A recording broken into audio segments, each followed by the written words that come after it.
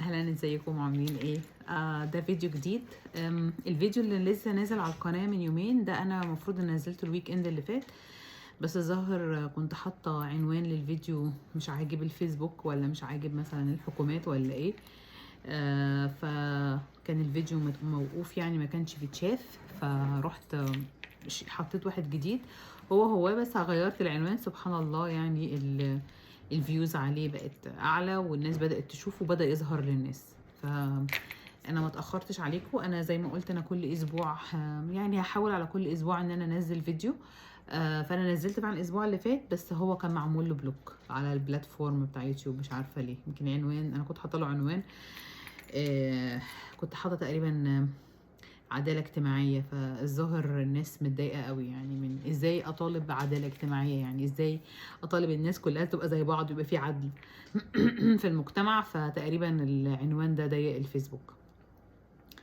في واحد كتب لي كومنت على الفيديو، ما كانش متشاف، بس في واحد دخل صراحه كان اول واحد كتب لي كومنت لذيذ قوي. قال لي: هو انت عشان انت فشلتي في حياتك فعايزانا كلنا نفشل وبتطالبي بالقوانين؟ انا اول مره اعرف ان القوانين للفشله. يعني اللي بيطالب بالقانون ده انسان فاشل وانسان جاهل. اللي عايز يعيش في بلد فيها عدل، فيها مساواه، فيها حقوق، يبقى انسان فاشل. فساعتها صراحه ردت عليه، قلت له: ربنا ما يدكش الحياه بتاعتي ولا يفشلك زي فشلي، يعني انت اكيد انسان ناجح بكتير وانسان حياتك كويسه جدا، وانت انسان مش محتاج قوانين. فيعني انا ما اتمنى لكش الحياه اللي انا عايشاها، واتمنى لك انك تفضل في حياتك زي ما هي من غير تغيير. بصراحه يعني ده كان ألذ كومنت جالي. انا عارفه الناس على السوشيال ميديا عامه بتبقى مستخبيه ورا تليفوناتها والشجاعه، وبياخدوا حبوب الشجاعه وبيحاولوا ان هم يردوا ويقولوا اي كلام. بس الرد ما كانش، هو ما جرحنيش، يعني انا مش فارق معايا هو يقول لي انت فاشله ولا انت ناجحه. يعني التقييم انا اساسا مش يعني يقيمني، هو حد يقيمني ان شاء الله رئيس الجمهوريه يقيمني، يعني اي دونت كير، يعني من الاخر التقييم ده ولا هيحط لي فلوس في جيبي، ولا ياخد مني فلوس، ولا هيخليني اعيش مبسوطه، ولا هيخليني اعيش مرتاحه، ولا هيزود ولا يقلل صحتي، فتقييمه لنفسه يعني. فده كان اكتر كومنت بصراحة ملفت. وحد تاني عمل لي كومنت قال لي: احنا مش محتاجين قوانين، احنا مش محتاجين القوانين. فمش عارفة، هو انا الناس الوحيدة تقريبا زي الافلام يعني اللي بشوفها واللي ضد وجود القوانين وسيطرة القانون في البلد، اللي هم المافيا. هم دول اللي هم ماشيين عكس القانون، فهم دول اللي مش بيحبوا وجود القوانين وسلطة القانون في البلد. يعني دي الفئة اللي أنا أؤمن إن هي دي الوحيدة اللي مش، يعني الناس اللي ماشية بالمافيا. والمافيا بيمشوا بينهم وبين بعض بالأحكام العرفية، يعني هم مثلا حد عندهم خانهم في النص، هم ليهم قانونهم بقى الأحكام العرفية. يعني هم دول بقى إيه، حتى المافيا نفسها عندها قوانين جواها بيطبقوها. ف بس هي قوانين حاجات تانية. فمفيش حد يقدر يعيش في مجتمع يحس بالأمان ويحس بالتطور ويحس بالعدالة ويحس بالمساواة من غير ما يكون في قوانين. الموضوع بدأ معايا في قوانين، انا بتكلم في قوانين في الطلاق، ولكن الموضوع امتد بعد كده لخبرات شخصية كتيرة جدا مريت بيها.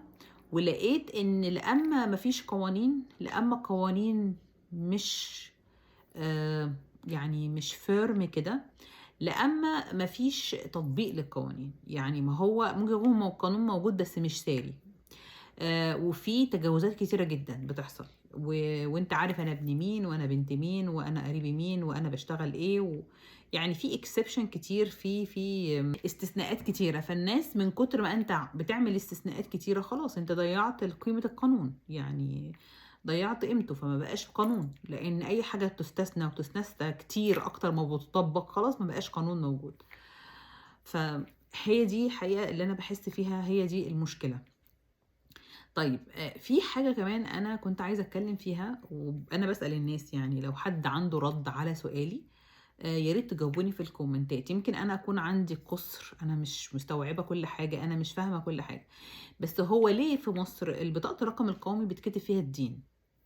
يعني ليه لازم يصنف المواطن المصري حسب دينه؟ هو تصنيفي حسب ديني ده هيفرق معايا في ايه؟ يعني هيفرق في تعاملي مع ايه في الدولة المصرية وفي أجهزة الحكومة في الدولة المصرية. انا البطاقة دي مثلا كنت بستخدمها لما رحت اشتغلت، فاخدوا بطاقتي وعشان يعملوا لي العقد بتاعي. طب هيفرق معاهم ايه نيفين دي مسيحية ولا مسلمة في التعيين؟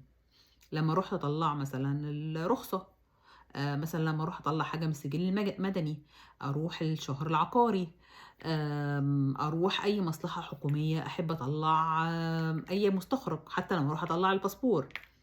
فوجود خانه الدين في البطاقه الرقم القومي لازمتها ايه؟ يعني الحكومه ليه عايزه تصنف الشعب حسب دينه؟ فالتمييز، ما هو التمييز مش هيجي يا جماعة بين يوم وليلة، والشعب مش فجأة هيصحى من النوم هيبتدي يعني يبقى في عداوة أو في تمييز أو في معاملة خاصة لجاره المسيحي المصري اللي بيتكلم نفس لغته، اللي بياكل نفس أكله، اللي بيشرب نفس شربه، اللي بيروح نفس المحلات، اللي بيخرج في نفس الأماكن، اللي بيلبس زيه بالظبط، اللي بيدخل عياله نفس المدارس. يعني اللي هو اساسا يعني الحياه مشتركه بطريقه رهيبه، بطريقه فظيعه، بناكلوا نفس المطاعم، نفس الشوارع، نفس العربيات، نفس المؤسسات، بيشتغلوا جنب بعض في المكاتب. فانت الدوله هدفها ايه؟ ان هي تميز بين الدينين بان هي تحط جنسيه الدين في بطاقه الرقم القومي. فهي جايه من فوق، يعني ماشيين بنظام فرق تسد.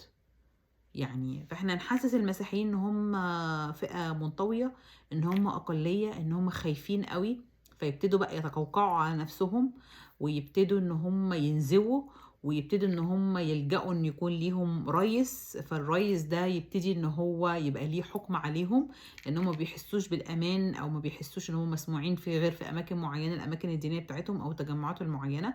فيبتدي في الاخر يبقى ليهم قائد واحد هو اللي يتحكم في أصوات وفي كل دول. فيعني هي تحس إن هي جاية من فوق، يعني هي جاية من فوق. وأنا بحس إن الموضوع ده كله حصل من بعد 52، من الآخر اللي هي من بعد جمال عبد الناصر لما تحت، لأن أيام الملك ما كانش كده. واللي مضايقني كمان إن كمية تزوير في التاريخ رهيب. يعني إن الناس، الشعب المصري، احنا شعب، يعني انا هنا في كندا بقابل جنسيات كتير عربية بصراحة، وكتير جدا كانوا مثلا بيشكروا في الشعب المصري وفي الجدعنة بتاعته، وان هو قد ايه جدع، وقد ايه بيقف، وقد ايه كريم جدا، وشعب فريندلي وضحوك وكده. فاحنا شعب حقيقي، يعني احنا فينا خصال، يعني خصلات حلوة جدا جدا، بس احنا شعب عاطفي قوي، وبيضحك علينا بسهولة.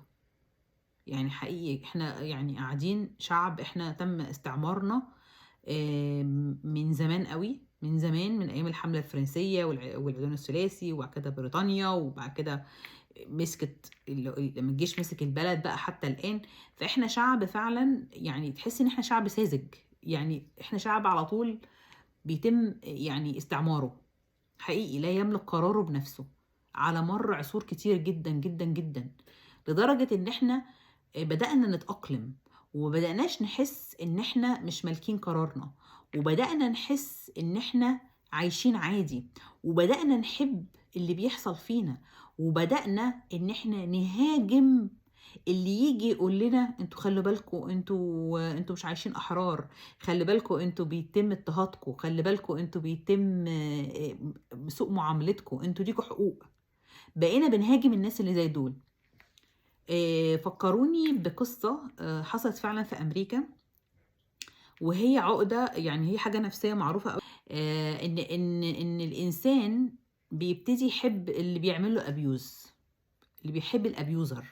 يعني بيقولك إن في واحدة في أمريكا، واحد خطفها، كانت هي صغيرة تينيجر، واحد خطفها وحطها في البيزمنت عنده. دي حوادث بتحصل يعني في أمريكا كتير، لأن في مرض نفسي رهيب في نورث أمريكا يعني. وان هو بدأ ان هو يغتصبها لغايه لما خلف منها، وبدأ عايشه معاه كتير جدا، وجات لها كذا فرصه للهرب، وبعد كده ما هربتش. فلما جيران تقريبا او حد جار جديد شك ولا شاف حاجه في البيزمنت، والحكومه جت هجمت عليه على البيت ومسكته ومسكت البنت، قالوا لها طب انت ما هربتيش ليه، ما جربتيش ليه انك انت تستغيثي، ده هو ساكن في منطقه سكنيه، يعني هو ما كانش بيخرج، ما كانش بيسيب لك البيت. قالت له لا، ده كان بيستعد بدأ لما لقاني انا بقيت مستريحه، كنت بطلع فوق وبقعد في البيت عادي، مش محبوسه في البيزمنت، بس انا حبيته، وانا كنت مبسوطه بالحياه اللي انا عايشه فيها. فطبعا البنت دي اساسا اتدمرت نفسيا حقيقي، يعني هي اتدمرت نفسيا، وهي عندها العقدة اللي ان هي بتبقى انت بتحب الانسان اللي بيعمل لك ابيوز، وبتحس ان بالامان معاه. بيوصلك لمرحلة ان انت يحسسك انك انت بره ان انت دي اللي بيحصل فيك في الابيوز اللي بيحصل فيك ده، والعنف اللي بيحصل فيك ده، وهضم حقوقك، ان انت كده قاعد في كومفورت زون، وان ده احسن من العالم اللي بره، وان انت معايا برغم كل اللي بعمله فيك ده احسن بكتير من العالم اللي بره. زي ما كانوا بيقولوا لنا مش احسن ما نكون سوريا ونكون العراق ونكون لبنان، هي نفس الكونسبت، هو نفس الكونسبت. هو انا ما ينفعش اكون لا زي سوريا والعراق وليبيا والناس دي، لا ان انا يعني استحمل واتعامل معامله وتهضم حقوقي؟ يعني هو ما ينفعش يكون في حل وسط لا ده لا ده؟ ولما تيجي تتكلم مع الناس فعلا تحس ان هم مش عايزين يسمعوا، لان هم خلاص يعني هم حبوا اللي هم فيه، وجات لهم القناعة ان اللي هم فيه ده احسن حاجة، وان ده احسن حاجة ممكن تحصل، وان مفيش حاجة احسن من كده، وان ده كده الاقصى حاجة، والحمد لله على كده وخلاص، وخلينا قاعدين ساكتين ومش عايزين نتكلم. ف فالواحد لما بيسافر وبيشوف الناس حواليه وبيشوف الحقوق بيقول لا، ليه بيحصل كده؟ وبعد كده الموضوع بسيط، يعني المواضيع مش فظيعة انك انت تشرع قوانين وتفرض القانون في البلد وتفرض سيادة القانون في البلد. الموضوع مش فظيع، انتوا ما بيحبوا يعملوا حاجة بيعملوها. يعني الموضوع مش صعب للدرجة دي، الموضوع مش محتاج اموال رهيبة، مش محتاج قرض من البنك الدولي، احنا مش محتاجين نجيب عملة بالدولار الامريكي. لا، انت يعني الموضوع بسيط، احنا في جامعات حقوق، وفي مستشارين، وفي ناس مثقفة، وفي قوانين. وكان يعني كان ايام، ويجيب لك بقى ايام الملك فاروق بقى يحسسك ان هو كان ايه عصر ضايع. يعني العصر الضايع بتاع الملك فاروق ده كان الجنيه المصري بيساوي 2.5 دولار امريكي. احنا دلوقتي في مصر الجنيه المصري ب50، الجنيه ال50 جنيه مصري بدولار امريكي واحد. في ايام الملك فاروق كان الجنيه المصري يتفكوا ب2.5 دولار امريكي، وعايزين يقنعوك ان انت عايش في دلوقتي في مجتمع سياسي قانوني متحرر رخاء اكتر من ايام الملك السكير بتاع النساء. ازاي ده انت عملة بلدك بتتكلم يعني عملة بلدك بتتكلم، انت ازاي عايزين تقنعوهم بكده؟ وبعد كده يجي يقول لك اصل ايام الملك ما كانش فيه تعليم، وما كانش فيه، ما بيتعلموش غير ولاد البشوات. طب وهم الضباط الأحرار دول اللي دخلوا وهم كلهم كانوا ولاد فلاحين وصعايدة وناس بسيطة جدا وعملوا الثورة، دخلوا ازاي مدارس ودخلوا ازاي الكلية الحربية بعد كده وبقوا ضباط وعندهم الحرية؟ برغم ان كان ايام الملك كان في القلم السياسي، وكان في برضو مخابرات، وكان في يعني البلد ما كانش بيحصل فيها احداث ارهابية فظيعة يعني، فكانت البلد فيها امان. فازاي هم قدروا ان هم يعني عندهم حرية ان هم يفكروا، وان هم يقرروا، وان هم يتجمعوا، وان هم يعملوا ثورة، وان هم يكونوا متعلمين؟ كل الحاجات دي جات لهم ازاي وهم قاعدين في بلد ماسكها واحد خمرجي ومتحكم وبتاع ستات وما بيعلمش غير ولاد الأغنياء؟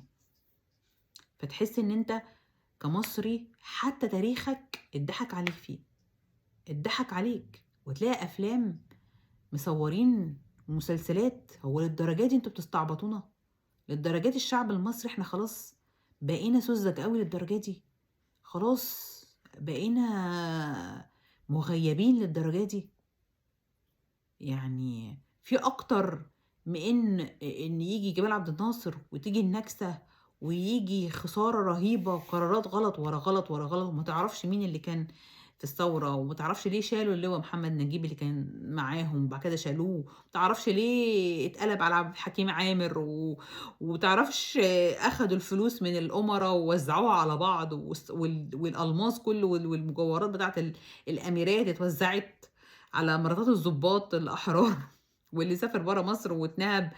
وبعدين تيجي بعد كده يطلع هو ويعيط للشعب المصري ويتأثر، وأنا هستقيل بعد ما وديتكم في 60 داهية، ويطلع الشعب يعيط ويصرخ ويقولوا لا احنا عايزينك اقعد معانا.